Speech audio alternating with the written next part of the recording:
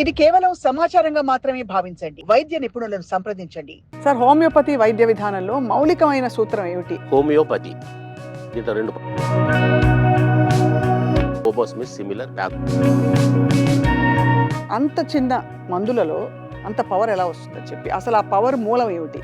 Homeopathy అనేది it's not quantitative, it's is homeopathy medicine అంటే భగవత్ తత్వం. హోమియోపతి వాడినా అలోపతికి ఏమి కాదు, అలోపతి వాడినా హోమియోపతి దాని పని చేసుకుంటుందని కొంతమంది వైద్యులు చెప్పగా విన్నాం. ఇది నిజంగా సాధ్యమా? హోమియోపతి వైద్యం ఇచ్చినప్పుడు సాధ్యమైనంత వరకు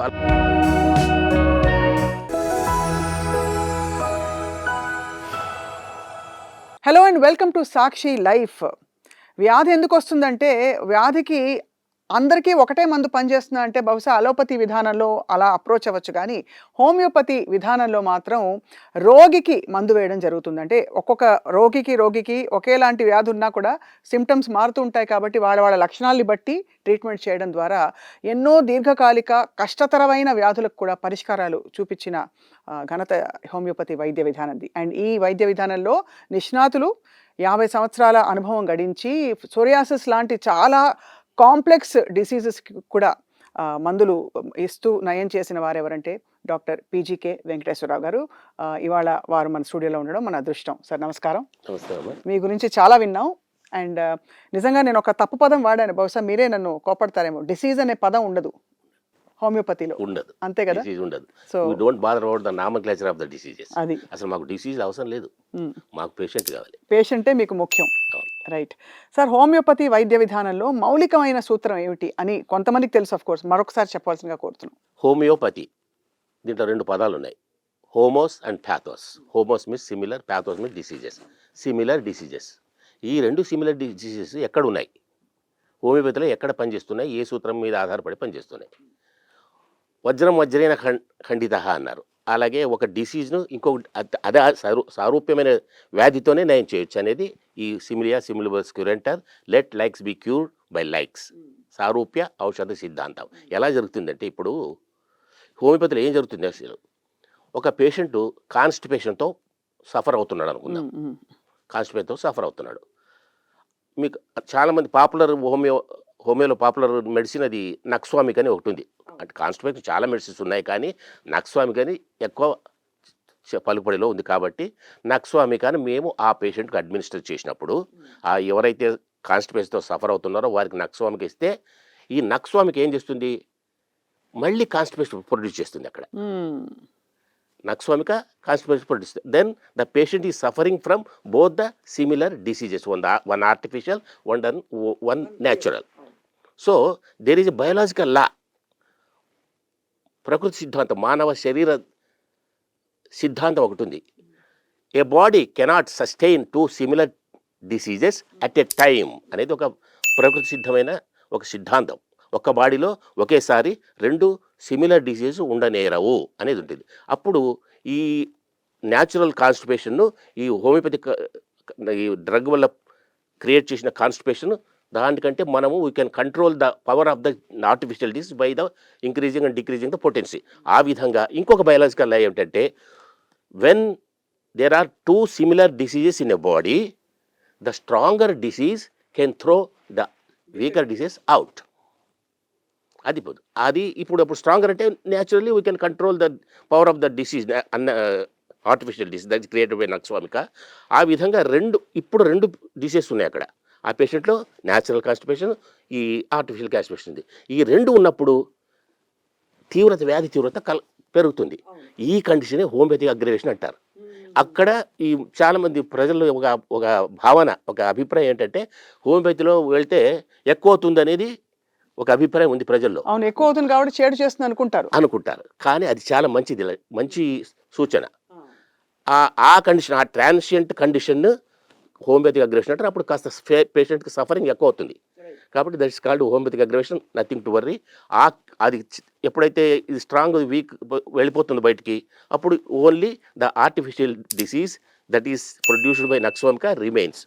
It also goes by its own accord after certain period. అది కూడా దానికి ఆ మెడిసిన్ యొక్క ప్రభావం ఎంతవరకు ఉందో అన్నాళ్ళు ఉండి ఆ ఆర్టిఫిషియల్ డిసీజ్ కూడా వెళ్తుంది. అప్పుడు ఆ రోగి రెండు లక్షణాలతో బయటపడ్డట్టే లెక్క. అప్పుడు ఈజ్ క్యూర్డ్. ఇదే మౌలిక సూత్రం హోమియోపతికి.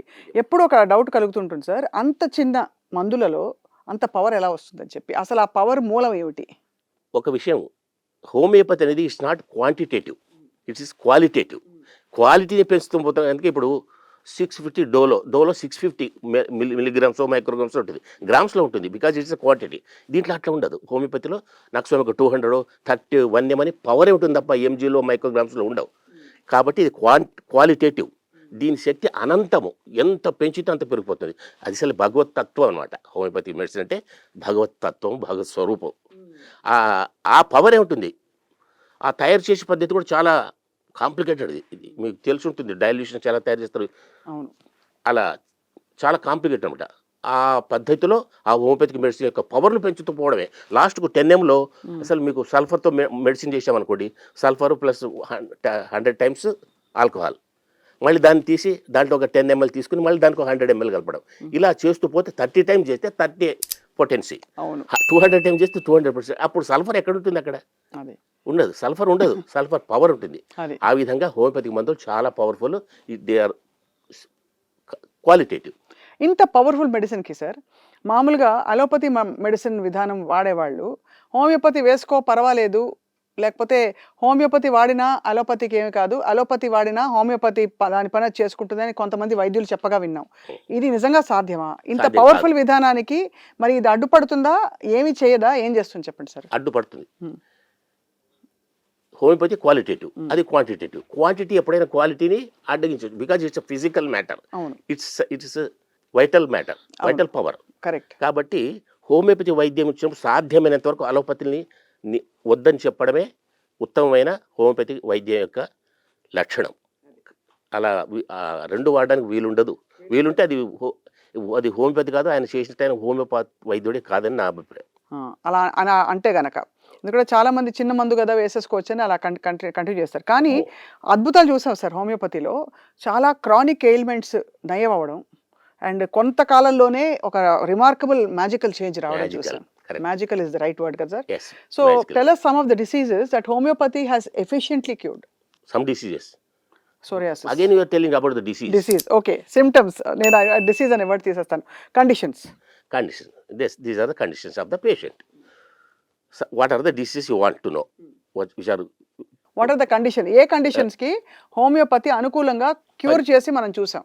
కండిషన్స్ అంటే ఇప్పుడు ఒక పేషెంట్ యొక్క భౌతిక లక్షణాలు, మానసిక లక్షణాలను బట్టి అవి ఏ పేషెంట్లో క్లియర్గా చెప్తాడో, ఏ పేషెంట్ అయితే క్లియర్గా హోమియోపతి డాక్టర్ చెప్తాడో, ఏ పేషెంట్ అయితే ఆ లక్షణాన్ని బాగా పూర్తిగా అవగాహన చేసుకుని వాటికి పేషెంట్ ఒక కేస్ టేక్ చేసేటప్పుడు చాలా కేర్ఫుల్గా ఉండాలి డాక్టర్. ఆయన చెప్పే లక్షణం బట్టి ఇక్కడ ఫామ్ అవుతుంటుంది ఒక మెడిసిన్.